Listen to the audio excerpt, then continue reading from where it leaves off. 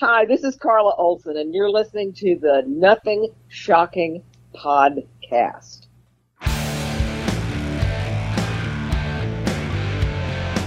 Want to know what's going on in the world of music? Then tune in to the Nothing Shocking podcast, a non-genre based, all-ages friendly rock and roll program. Join us weekly for interviews with all your favorite rock stars from the mainstream to the underground. You can find us at nothingshocking.libsyn.com or anywhere you download podcasts.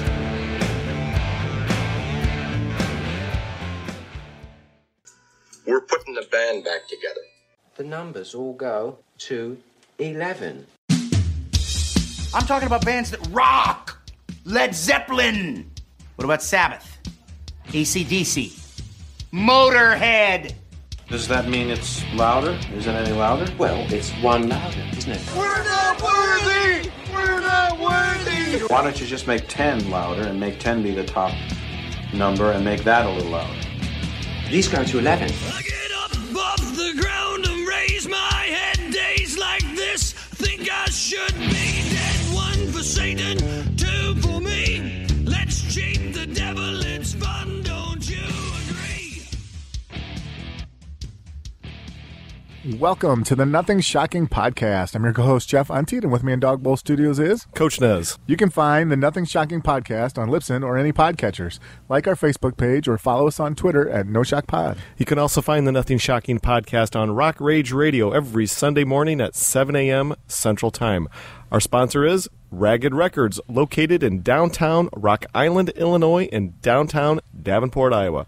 We would like to thank the Hong Kong Sleepover for allowing us to use their music for our intro and bumper ending. Tonight's guest is Carla Olson, formerly of the Textones. And she's currently promoting Americana Railroad. Yeah, it's a collection of songs celebrating the history of trains. Yeah. It was a very intriguing interview. Let's get to it. All right, good night. Good night.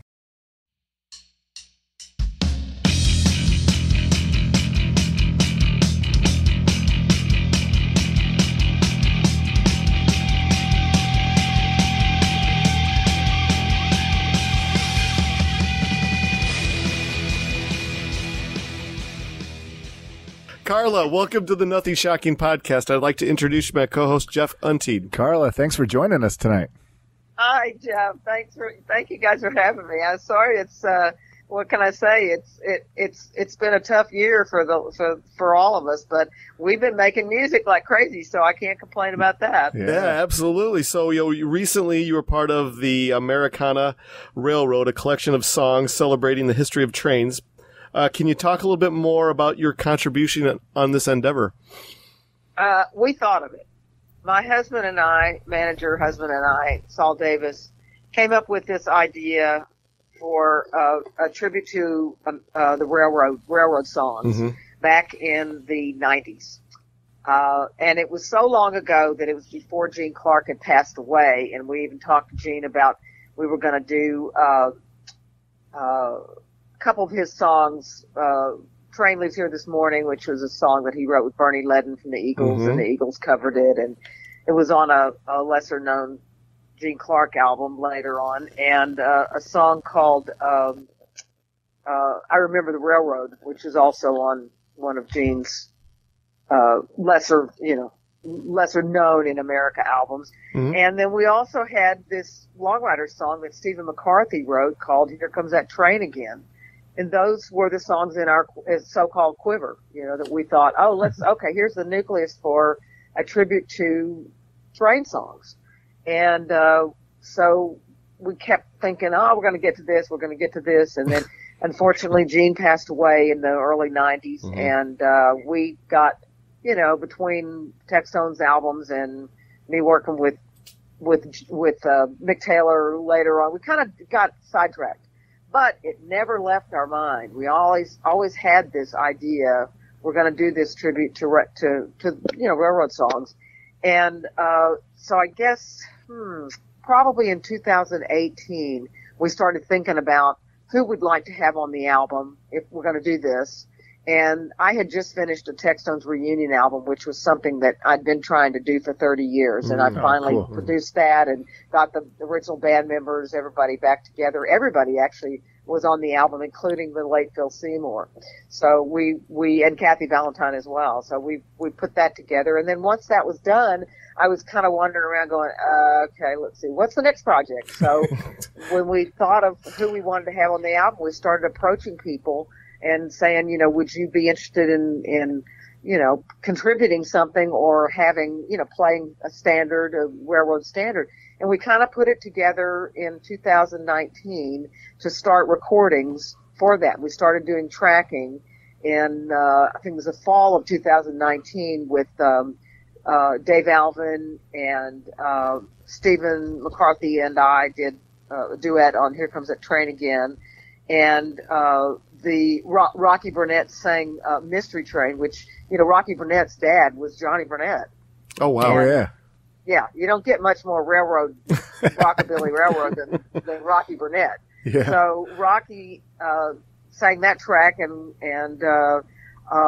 we had a couple of other people that joined us, Gary Myrick, who I've known since we were like 16. And if anybody remembers Gary from the 80s, he had a kind of a couple of what I would call, 80s, you know, 80s pop rock hits. She Talks in Stereo was one of them. And then we kind of, just decided that we were going to hook up with James Infeld, who we've known for a long time. And, James is also a wonderful songwriter himself and great guitar player and singer. And then, another, gentleman who is Rob Waller, who's in this band I See Hawks in LA. And he's got a beautiful big baritone voice, and we picked a couple songs for him to sing. And John York, who was in the Latter Day Birds, he contributed a song and I produced all these songs. Oh, wow. That was one of my contributions, of course, was besides performing with a couple of the artists on it, was that I produced it and put in the time. I mean, you know, it's kind of hard to tell you exactly how many hours it took us, but it was quite a few, you know. And we got finished with it. And the last sessions that we did, with the exception of one or two musical overdubs, the last session was the day before the lockdown for COVID in LA County. So we kind of had to put everything on hold, and we had intended actually to put the album out in 2020, in the fall of 2020, and we didn't exactly finish everything, so we held it over to 2021, and at that point, my publisher, BMG, which is also BMG Publishing and Records, said that they loved the idea and could they get involved somehow and contribute some artists that they had as well and in the mix. And we said that'd be great. So we got, because of that association, we got John Fogerty did City of New Orleans, and we had a couple of other bands, people that I was not really familiar with. Alice Howe, who does a beautiful version of 500 Miles, and Don Flemons from the Chocolate Drops wrote a song, Steel Pony Blues, which you guys may or may not, have known before that, maybe. All these songs, except for two, were cut for this, specifically dedicated for this album. And our wonderful Dave Alvin, California Dave Alvin, from the Blasters, and from David Alvin, Guilty Women and Guilty Men, and Dave came to the studio with a song that he had started writing with Bill Morrissey. I don't know if you ever knew Bill Morrissey. He's a singer-songwriter from the East Coast, and he and Dave were kind of always planning on writing a song, and then Bill passed away. And they started this song, and then Dave just finished it on the way to the studio and brought it in, says, I got the words here, I'm going to tape them up to the mic stand. And I said, well, you don't have to do that, I'll give you a music stand, And he cut this song, in the studio, live in the studio with us, and that's awesome. That was, it's just my favorite song on the record is Southwest Chief. I just love it. So I don't know if you guys have had a chance to listen to any of it, but I think there's some really beautiful performances, and there's some rocking stuff too. Yeah, like Whiskey Train with me and Brian Ray from Paul McCartney's band. We cut that and just rocked it out, you know. Oh, so cool. Yeah, that's one of the ones I picked. I loved it because it just rocked out. Good for you. All right. For how many? I mean, how many tracks did you guys? There's like 19 tracks on the album, but how many did you record? 19, well, there's 19 tracks that on this particular. Well, you have a CD, but the original release was for Record Store Day. It was supposed to be for Record Store Day in 2020, and it was for Record Store Day November in 2021. And that was a 2-album vinyl edition of this. But it was only for Record Store Day. They only made a very limited number of them. And then we came along into the year of 2022, and BMG says, well, we'd like to do a CD release. And I said, lovely, let's do it, please. So the songs that I produced on here and or mixed, there's, let's see, 1, 2, 3, 4, 5, 6, 7. See, I should know this. I should know this. 8, 9, 10, 11, 12. Oh, very good. And there three of them I just had a hand in mixing, but the rest of them I actually did the tracks, recording, overdubs, everything. So, and mixed with my engineer, Michael Reed. Oh, so cool. Did you guys have a hard time narrowing down the song selection as far as there's probably a lot of Train songs out there? Yeah, at some point you gotta say we're done. Yeah. I mean, I like to be done. I'm a done person. I like to zip up, button up, get it done, you know?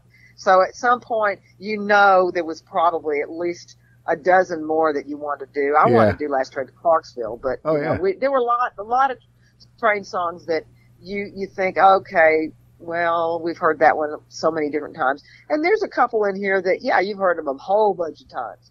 But I guarantee you haven't heard anybody do Train Kept a Rolling like Gary Myrick. Yeah. I mean, and that song in where he and I both grew up. He grew up in Dallas, but we met each other in Austin and in the early 70s. And that was a song that we all picked off from the Yardbirds having a Rave Up album. Yeah. That was the version of that song that everybody played. If you played in a cover band or you played in a band that played, like even Jimmy Vaughn's band, the Chessmen, used to do Train Kept a Rolling. The same way. So, because he was a huge Jeff Beck fan. So, I would just say that, there's a whole bunch we didn't get to. And maybe we'll do another one. I mean, Bernie Leadenhead wanted to be involved, but he was busy, and, I had, there were other people that called me later and says, God, I wish you'd call me. And it was like, it happened to be a time when we started thinking about it, that Gene was going to participate, Gene Clark was going to participate. We were going to have, a lot of people that passed away, to be honest, that just passed away before we could get this done. And we just thought to ourselves, okay, it's now or never. So as to quote Elvis. Yeah. Well, in reference to, you say you're a done person, everything, as the product was finished, how satisfied were you with the end product? Did you have that itch to go back and touch some things up, or were you just saying, okay, it's done? No more tinkering. Itches are not in my vocabulary. No. As a matter of fact, there's very few recalls when we go to do mixes, because if you do pre-production, and I love pre-production because I think if I don't do these songs myself, if I don't play them myself or sing them myself, I learn what key they're in. Nice. I learn the chords to them, and I play along. And if I'm just sitting in the control room, I'm playing along in my head, because that's just the best way to be prepared and to not have any, oh God, we should have done this in B. It's like, well, okay, we should have done it in B, but now we've done it in E, so there you go. And you work with it. I mean, I love the process of putting together the song with the artist. I love the process of picking the incidental instruments that go on stuff. I love mixing because, you know, once you get it, you don't make records by tracking stuff and just, you know, putting a vocal on it. You make records by keeping the listener interested throughout the song. And that's the way I was taught when I first started recording out here in LA, with Barry Goldberg producing my first album with the Textones. We learned that especially if it's a particularly long song, or if you've got somebody great like a Mick Taylor that's doing a solo or something, you better keep them interested throughout the song. Mm-hmm. So you add things, you drop out things, you know, there's lots of ways to screw stuff up, and there's lots of ways to get it right the first time, and then you don't have to go back with 50 tracks on Pro Tools and fix it. Oh, very good. Very good. Jeff, you got the next one? Yeah, you alluded to... Sorry. Yeah, you do get a little long-winded. No problem. You did allude to Mick Taylor. You had, in 2022, I think there was a live album, Sway, the best of Carla Olson and Mick Taylor live. Can you talk a little bit about the making of that album? Oh, heavens. You can't talk a little about it. Yeah. Well, okay. You know, I was a huge, huge Mayall fan. Yeah. When I was a teenager, you know, the Blues Breakers, the guitarist in Blues Breakers, particularly Peter Green, was my favorite. I love Peter. No offense to Clapton and Mick, but, you know, Peter Green was the cat's meow for me. And I loved, of course, the Rolling Stones with Mick Taylor. I loved that era. Yeah. And I loved the fact that Mick is a player that can play, you know, you don't even show him the song. He just plays, and he's just brilliant. Just brilliant. So when I got a chance to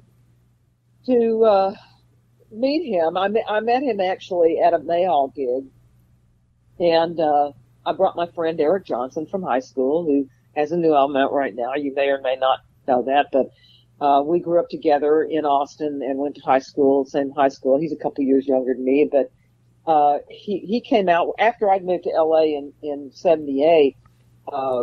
I actually went to see Mick play. I think it was probably in 82 or 3 down at the Golden Bear, which is a famous club down in the beaches of LA County.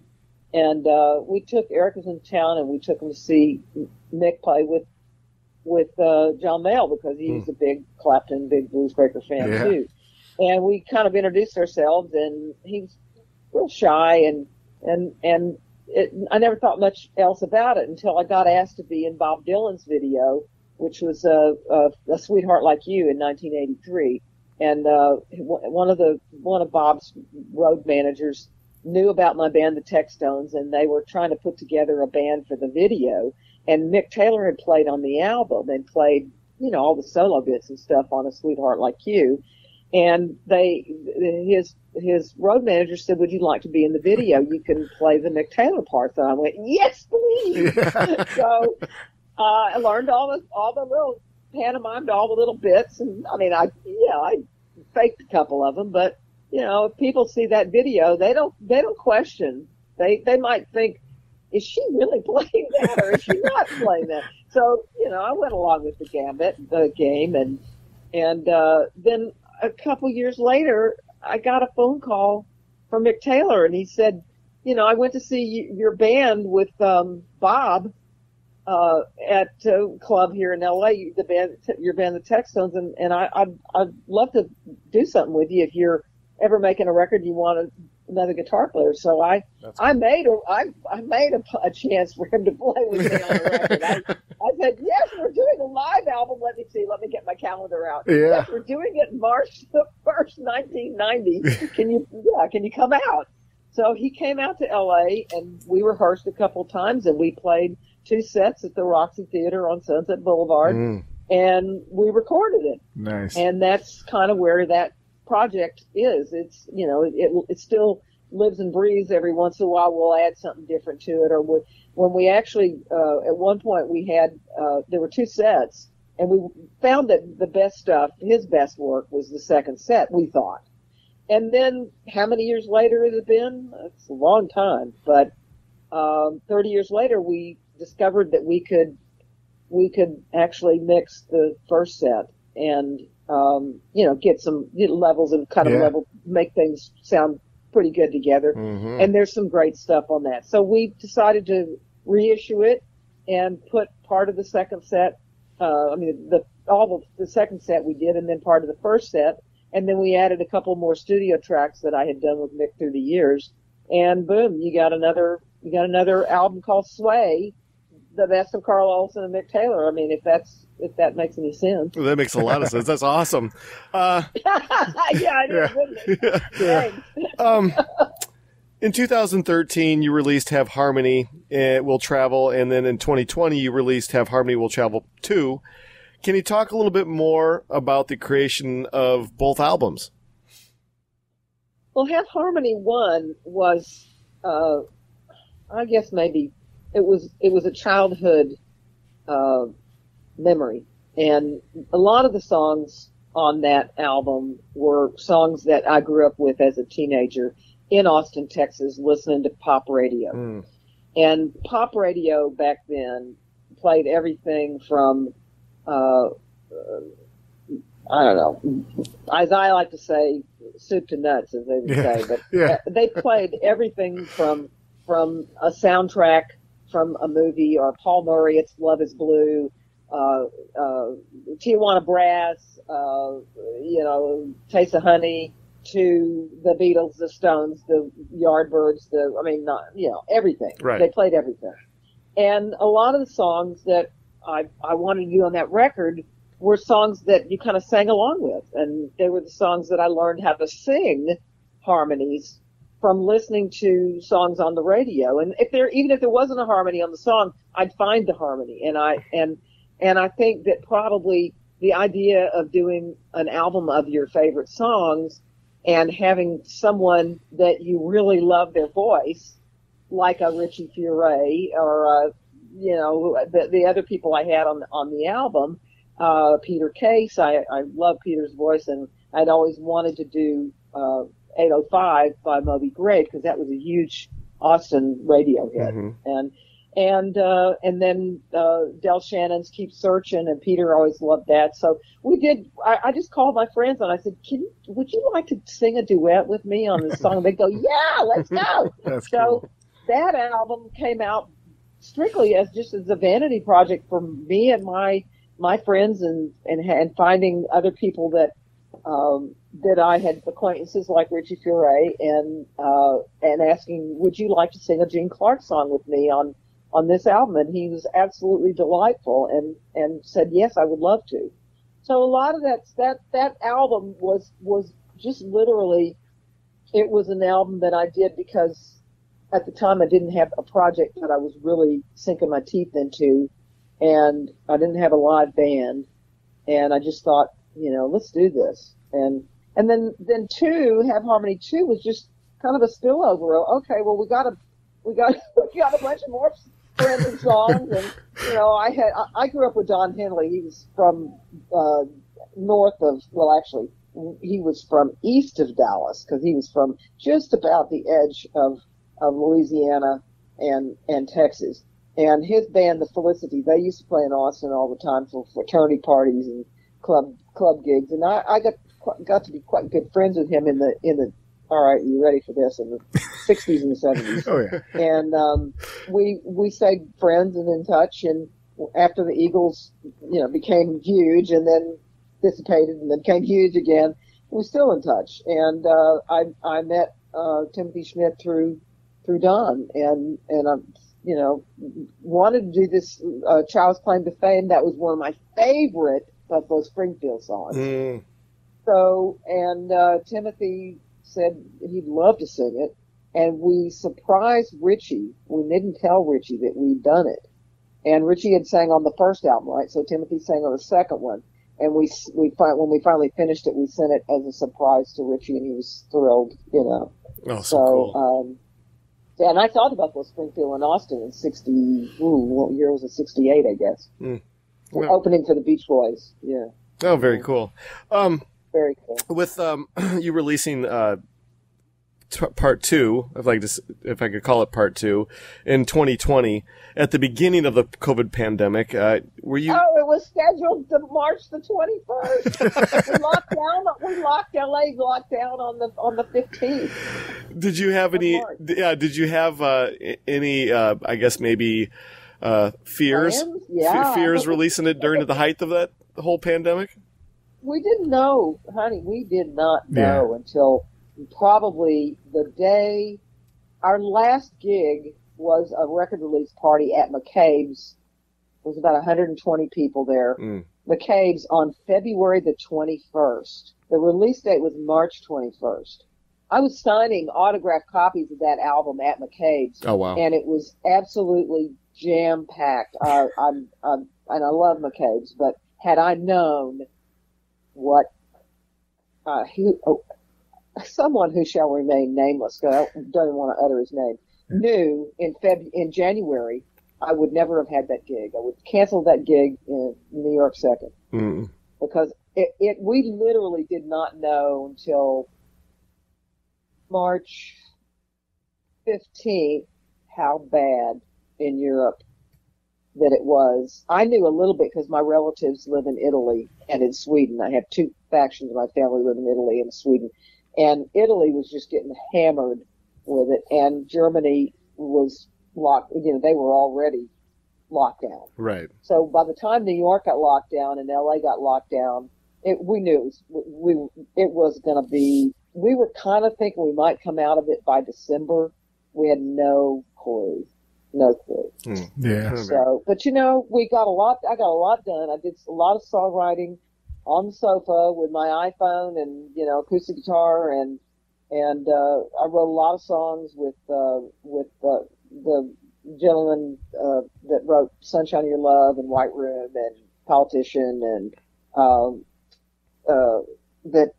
you probably know Pete Brown, but anyway, he wrote with, Jack Bruce. He wrote lots of songs for Cream and for Jack Bruce's solo projects too. But he started sending me lyrics, and he was locked down in England, and I was locked down in LA. So we just started communicating by iPhone and laptop, and wrote 7 songs together. So, I was really probably because I love to play live.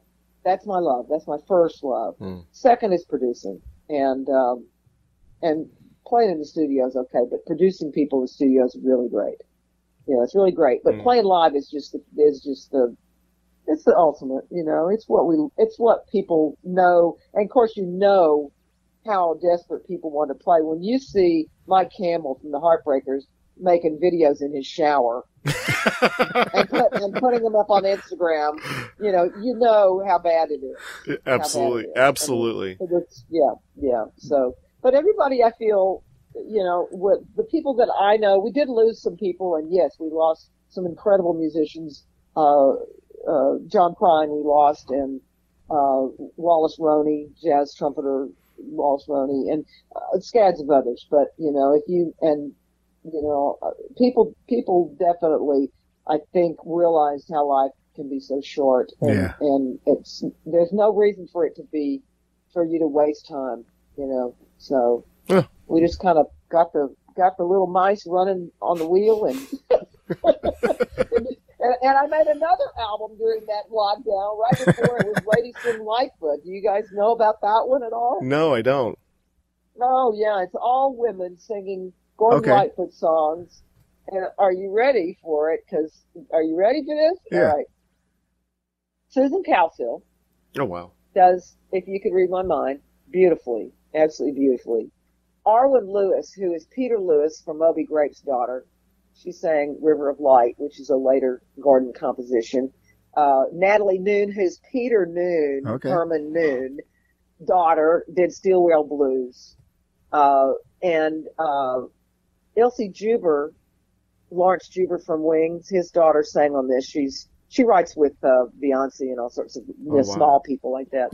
And Katie Moffitt, I don't know if you remember Katie Moffitt. She was a country artist from the 80s. She's got a fantastic voice, and she does the Canadian Railroad Trilogy. If you're close to Canada, you'll know about that song.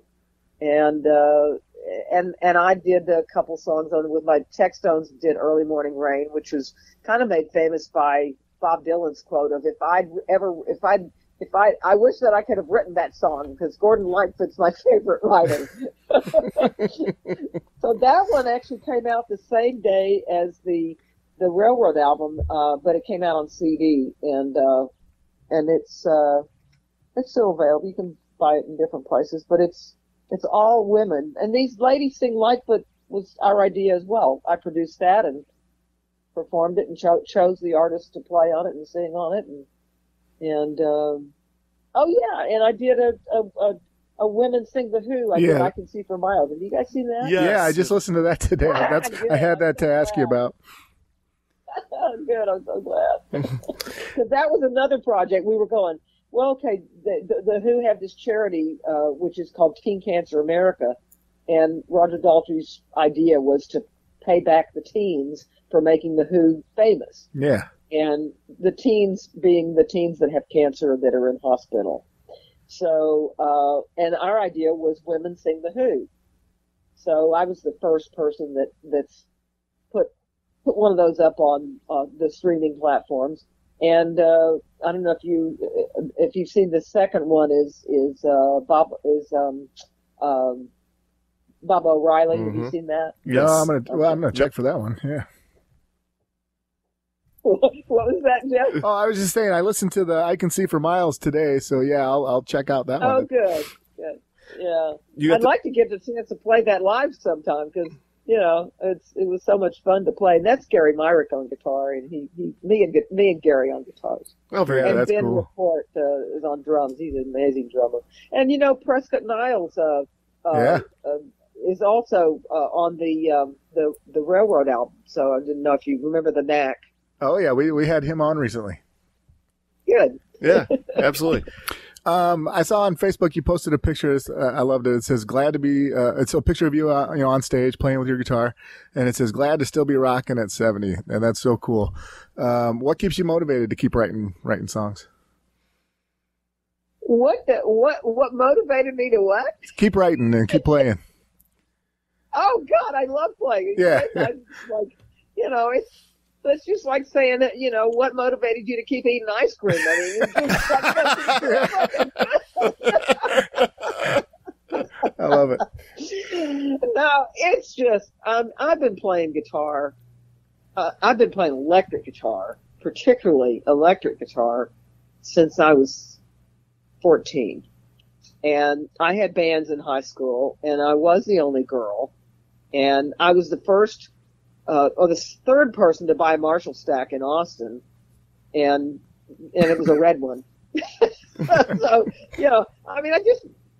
there's just something about giving to the audience and you you get back what you give, and it's a wonderful feeling, and I love playing live.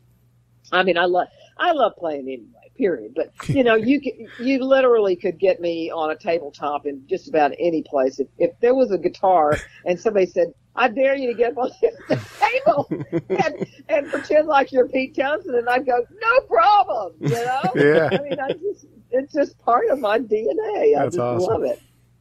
Yeah, it's wonderful. I'm lucky that I've had the life I've had and met the people I've met, and I've got a husband who managed me from the get-go. Me and Kathy Valentine, he just kind of discovered us on the street corner one night trying to get ourselves booked, and in the Textones, and he loved what we were doing, and he's been involved with both of us for all these years. So. Oh, that is so cool. Yeah. Well, I kind of want to bring this back to Have Harmony. Could we see the day when you could record a third album and to make this it's done. This is. It's already. I've got.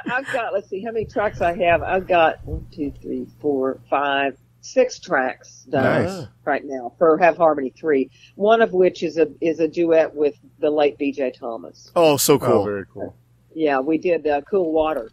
Yeah, there's a couple of other. Do you know Lenny Kravitz's guitar player?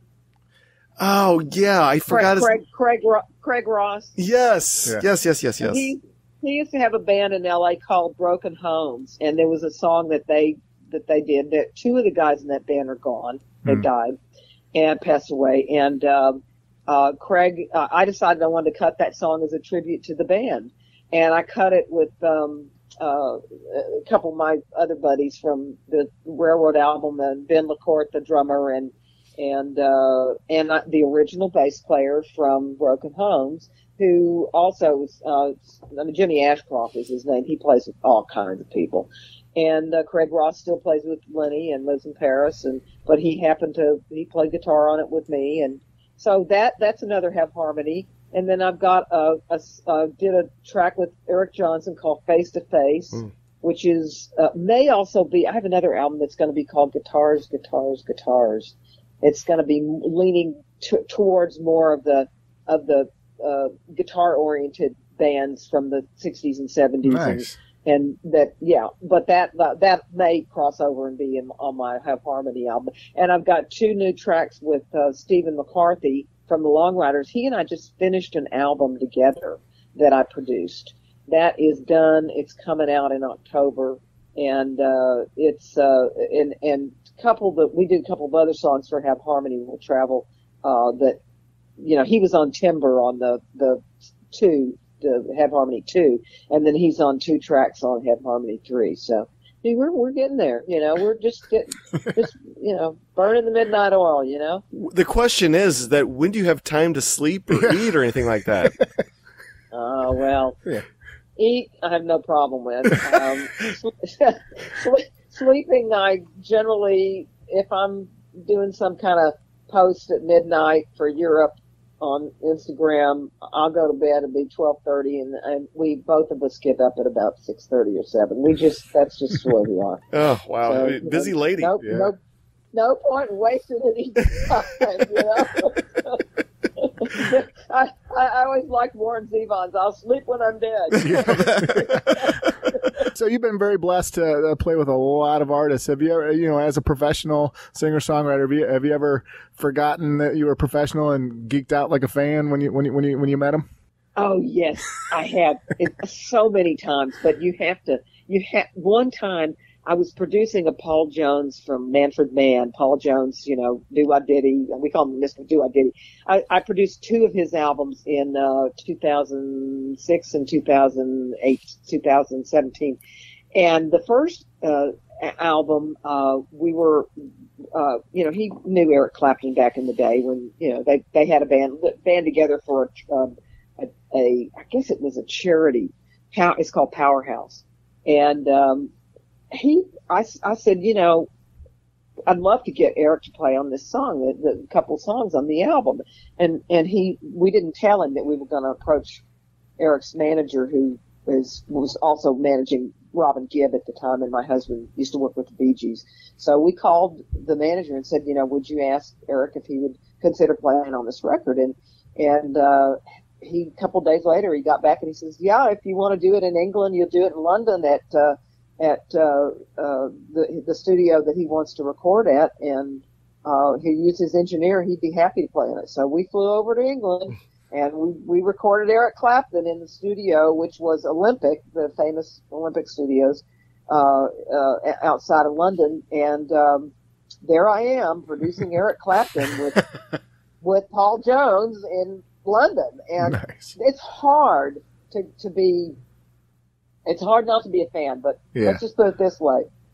He walked in the door absolutely prepared, and we did 2 songs. He played on 2 songs that we had already tracked, and the vocals were done. Everything was done. It's just he added, guitar parts.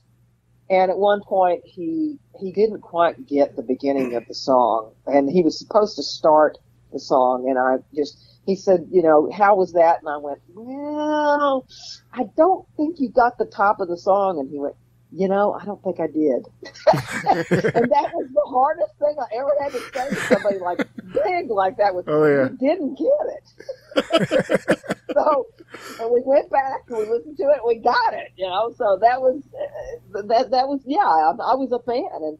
And as we're walking out of the studio to go have lunch, because he wanted to have lunch with us all, around the corner, and I said, I saw Blind Faith in '68 in San Antonio. you and Winwood, and I think you really need to play with him more. You really bring out the best in each other. And of course, then they ended up doing a tour together. It certainly wasn't because I suggested it. They probably had it planned all along. But he said, "Oh, I thought we were pretty bad," and I said, "You were not bad. I had front row center tickets. They were not bad." That's so cool. All right, so one more question for you, and we'll leave you alone for the night. So cool. So glad. Yeah. I wanted to bring this back to Americana Railroad. With you having so many guest musicians on this album, will you celebrate it any way in a live capacity with a handful of these musicians, like a one-off show, or is that just kind of this is a studio thing and this is what it's going to be? No, not at all. We had planned to do a whistle stop tour with a couple people like Peter Case, people that are on the West Coast that I know we can cobble together, and that would have been probably Peter and Dave Alvin, and maybe Alice Howe, who lives here, and John York, who lives here, and a couple of James Intveld, who lives here, Rob Waller lives here, and of course, me and Stephen probably would have shown up, and Gene Clark's son, Kai Clark, who does train, leaves here this morning with Byron Berline, who passed away after during the COVID. He passed away this past year, and he played on the original Train Leaves Here this morning. Mm-hmm. And if you haven't picked up Kai Clark's record, if you can find it anywhere, he sounds a little bit like Gene Clark, but a little bit like Chris Cornell. Oh, cool. Nice. Oh, very cool. Very cool. And a lot of resonance in his voice, but he also sounds like his dad, So, yes, absolutely. And we're still planning to try to do this, but it's very hard with, the different viruses that are coming back and forth. And I'm still wearing a mask. I wear a mask everywhere we go. If we're outside, I might take it off. But if we're inside anywhere, a business or a restaurant, or you're waiting for, in line for something, we're still masking. And I don't mind that, because it's important not to spread it, and it's important to give people the respect that if you walk into a business and nobody's got a mask on, I'm going to still put my mask on. But if I walk into, somewhere and there's 50 people and 10 of them have a mask on, I'll still put my mask on. Well, very good. Very good. Yeah. So, but, and I hope you guys and your families are all well and everybody's okay. And, I make jokes about our former, what's his name again? That guy, red-haired guy. What's his name? Anyway, I make jokes about it, but, I'm 70 and I'm glad that I'm healthy. Yeah. I have, I do have diabetes, but I'm very healthy, and I really take good care of myself. And my husband and I are constantly looking for the next project. So don't think that we're, it's waving goodbye. Bye, see you guys. No, yeah. We are lining them up. We've got other projects. I just produced a jam album for a guitar player from Austin whose dad was in Tracy Nelson's Mother Earth and played with Boz Scaggs in his band. And this guy is the fantastic guitar player. We just did an instrumental album about 60 days ago, and it's ready for release, another one. So, yeah. Very awesome. Going at it. Oh, fantastic. Well, Carla, we've ran out of our allotted time for the evening, but is there anything that we did not cover tonight that you would like to promote or plug? No, I would say buy physical records and always listen for the next Elvis, because they're there. Yeah. Somewhere. They're there. Oh, fantastic. Yeah, fantastic. Yeah. Well, this is how it's going to work out. We're about 2 to 3 weeks behind on our episodes, so Jeff, the editing wizard here, will get it all cleaned up, and we'll get it to you and your PR people probably about no later than 3 weeks. And then please share. Well, I'll just have my next record next Friday. So I'll be watching. I'll be ready to take a little ear break. Very good. Very good. Thank you so much. You were fantastic. This has been fun. Thanks. I had such a good time. Excellent. Hey, I'll be in touch with you in about 3 weeks. Sound good? All right. Take care of yourself. Take care. Have a good night. Bye-bye. Okay. Bye.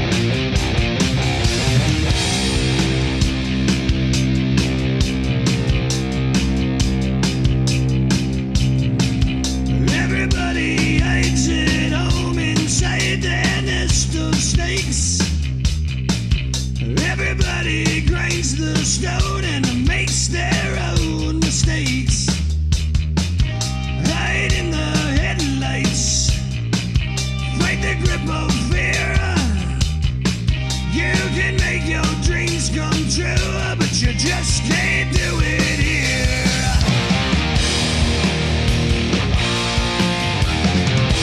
Hey.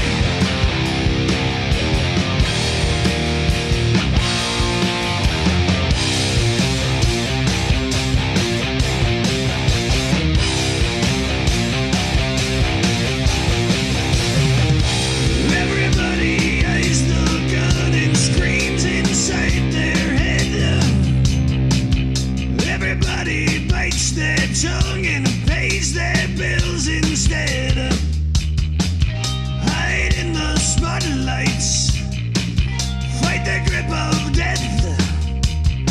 You can have the air you need, but you best not take one breath.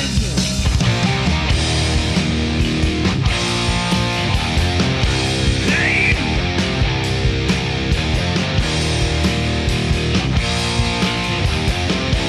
Roll the dice.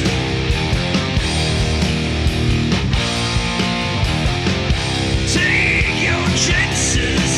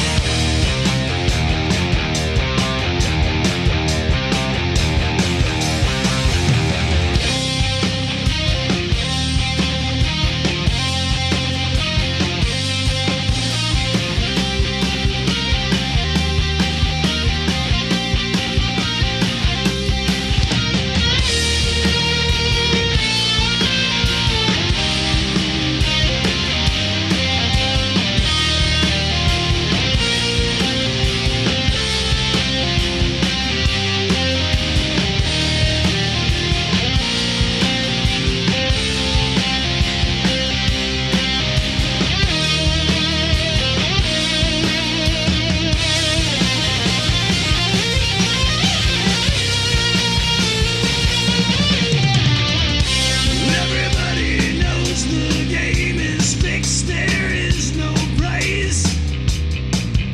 Everybody pulls the plug and says their last goodbyes. Move to the sunshine, fight the grip of nights. If they ever take from you, then you plug out both their eyes.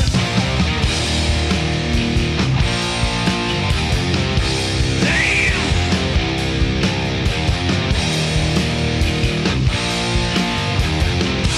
Roll the dice.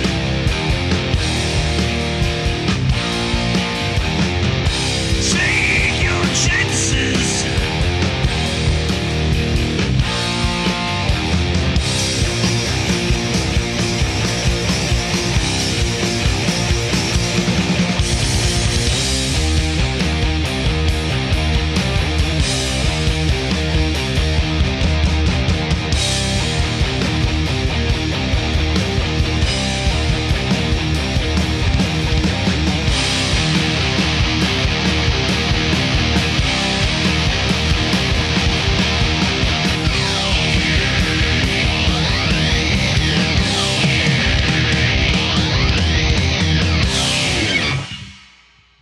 Welcome to the night. You think you know Night Demon?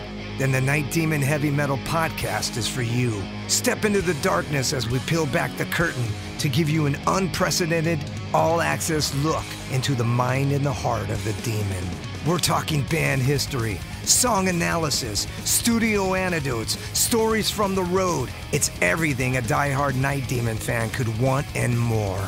This is the only place to learn the inside scoop, the deep dive trivia, the untold tales from the band members themselves and those closest to the Night Demon story. Need more? The sacred Night Demon Crypt will be pried open to reveal demo recordings that have never before seen the light of day, all with in-depth commentary by the band and the people who were there for the writing and recording process. This is a gold mine, a treasure trove of all things Night Demon. Head over to nightdemon.net or wherever you listen to podcasts.